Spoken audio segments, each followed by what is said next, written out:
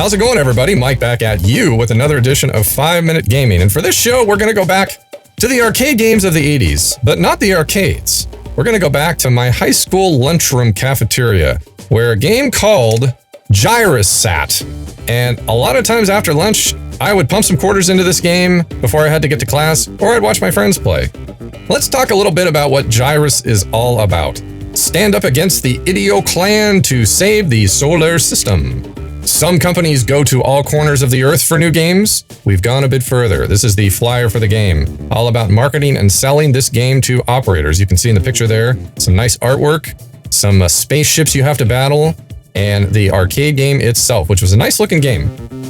While others are out talking about great space games, we're making them. No gimmicks, just one of the most astonishing game concepts ever developed. It will be the standard by which other games are measured. This is Century, who made Gyruss. 2,750,000 miles from home, your journey to Earth begins on the cold, dark planet Neptune. Almost 3 billion miles away, you are in command of the ship Gyruss through its journey and circular orbit of each planet. The adversary, Exarians, Patarians, Terrarians, and Gagarians, all members of the evil Ideo clan empire, stand ready to end your mission before it begins. That is the first time in history I've ever heard of those names. I don't remember those names anywhere that I could read in the instructions. I have learned something new today, folks. Take a chance. Every 4 stages, you enter the chance stage where you are invulnerable to the powerless Sigmas and Dogmas. It's your chance to greatly increase your score. 23, count them, 23 stages. From Neptune, you soar to Uranus, Saturn, Jupiter, Mars, and with luck and a great deal of skill, you return safely to Earth. A total of 23 stages make up this dynamic game. Everything you ever wanted in a video game from A to Z, from action to Sigmas, the game has it all. And let's not forget about quality, because we never do. I'm going to tell you, I never even came close to Earth playing this game, and I got pretty good at it. This game is an interesting combination of, I would say, Space Invaders, Tempest, and Galaga. So the fact that they're touting that this is the game that all other games will measure as a standard, that's pushing it a little bit, but that's what marketing people do. But what they really nailed on this game, I think better than any of those other games I mentioned, was the music. And David Thiel, if you're watching this show, I have a question for you, and I'll bring it up in a little bit.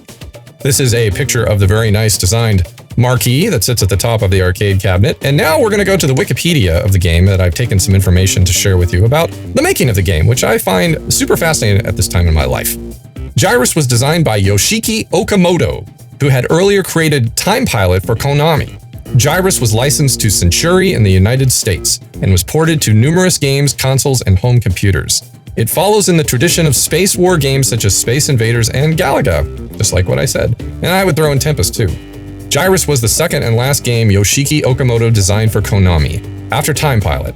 Due to pay disputes, he was fired after the release of this game and soon joined Capcom. Darn it, you work hard on something and you ask the bosses for a little more money and they say no. And so what do you have to do? You have to go work for someone else. That seems to be the way it always is, even today. And too bad, because I bet that company made a lot of money. They should have given him his raise. Instead, he had to move elsewhere. And at Capcom, this is where Yoshiki wrote 1942 and the first Street Fighter game. So this is a person who went on to make a pretty big series in the video game world. Now we're going to talk about the music, Mr. David Thiel. The game's background music is an electronic, fast-paced arrangement of J.S. Bach's Toccata and Fuga, I probably pronounced that wrong, in D minor. BWV 565.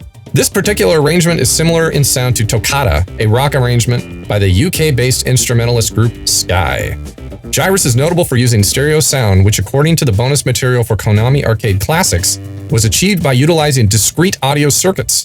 The game used 3 microprocessors, 2 Z80 microprocessors, and 1 6809, as well as an 8039 microcontroller.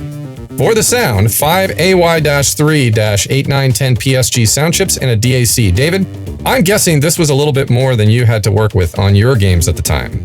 Gyruss was released in both upright and cocktail cabinets. And here it is, the game itself, Gyruss.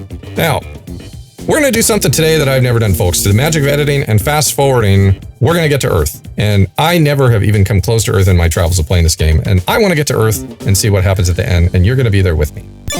So let's go.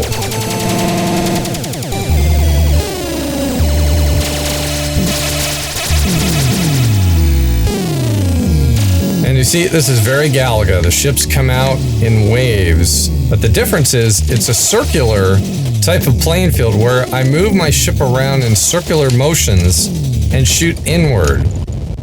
And I really liked that. At the time, this game was cool. And I think what extra made it cool was the music.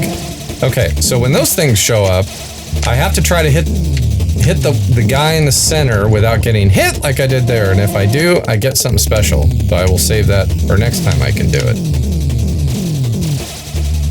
I'm going to stop for a minute. I want you to listen to the music.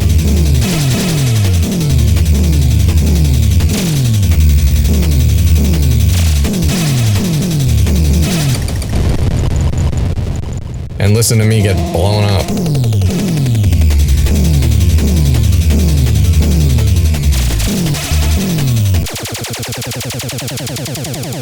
And there we go. David, my question for you is the toms are really good in this game. Really good. And I was wondering if you have any thoughts on how they were able to achieve such a good drum sound in this particular game with the music. I love the music. It made playing this game extra fun, and it's probably one of the main reasons why I pumped a lot of extra quarters in it. All right, I cannot get that guy in the center. You're gonna have to wait to see what the surprise is.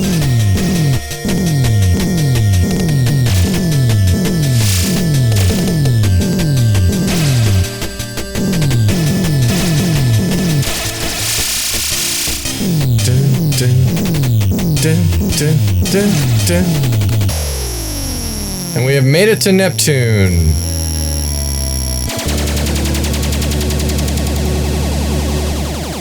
And the first challenging stage.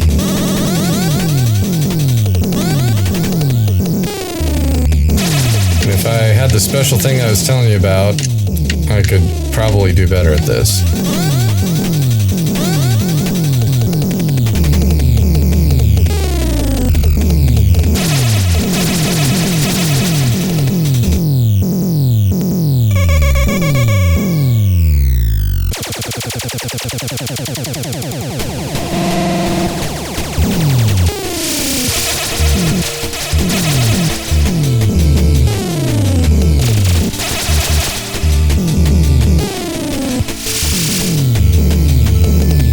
Was it 25 stages? We're at stage 4.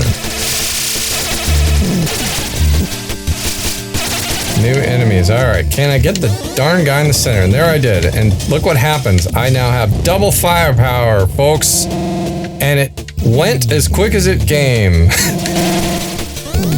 And it's giving me another chance. This is hard. I cannot hit that. I usually was really good at hitting that center thing.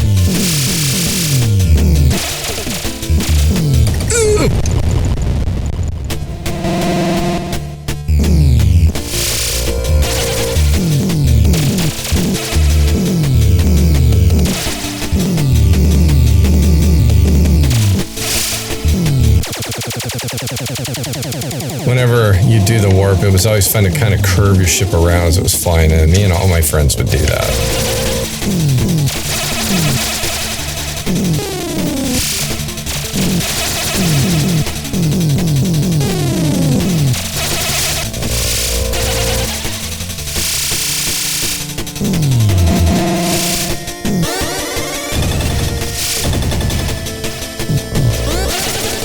Alright, I got the double firepower, and darn it, couldn't do much with it.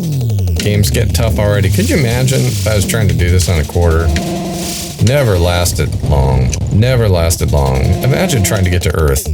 Some people could do it, but boy, I bet very rarely. But, you know, these games, again, they made you want to keep playing them and try to get to that point, and some people I know got very good at it. I definitely put some quarters in this, but I never got good enough to make it to Earth. I could get to Uranus.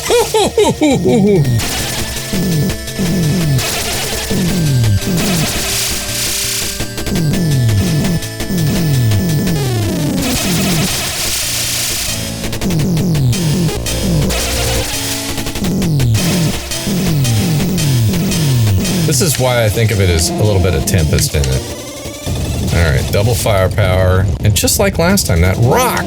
Gosh! It's getting the best of me today. for being nice to me. Okay, I got the double firepower. Can I actually even make it last through this stage? And I did. And I got to Uranus! Alright. Double fire will help me get a few more of the dudes. But not all.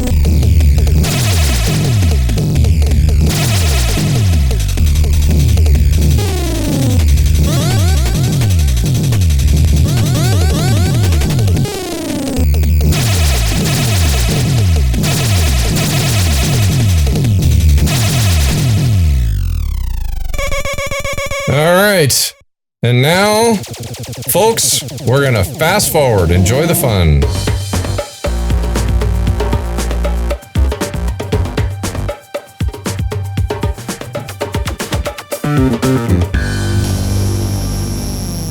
Saturn! Yay!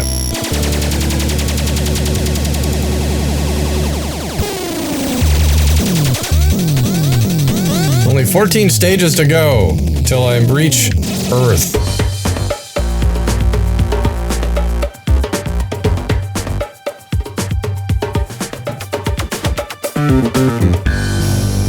Yay, Jupiter! I think I've died about 30 to 40 times so far.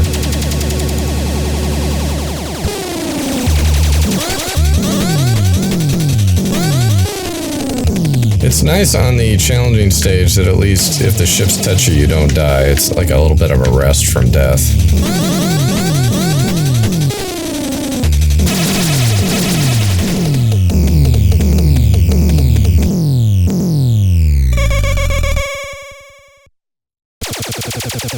Stage 16. 9 stages to Earth.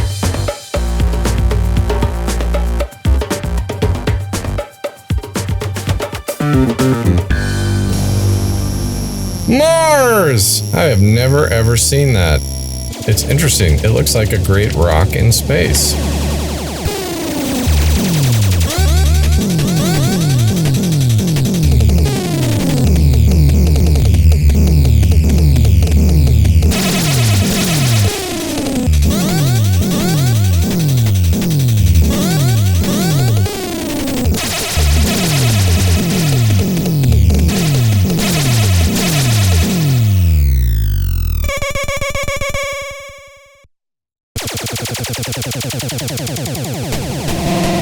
Three warps to Earth.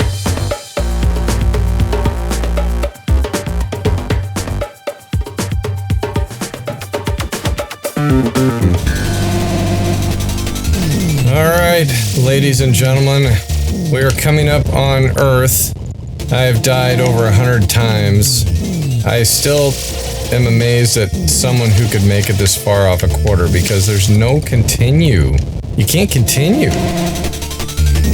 It's incredible the people who could have gotten all the way here on a quarter. And I want to say, like Commander Adama in Battlestar Galactica, we have a last bound Earth.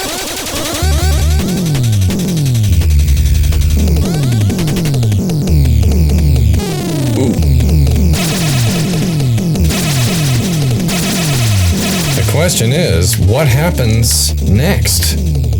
I have never known until now.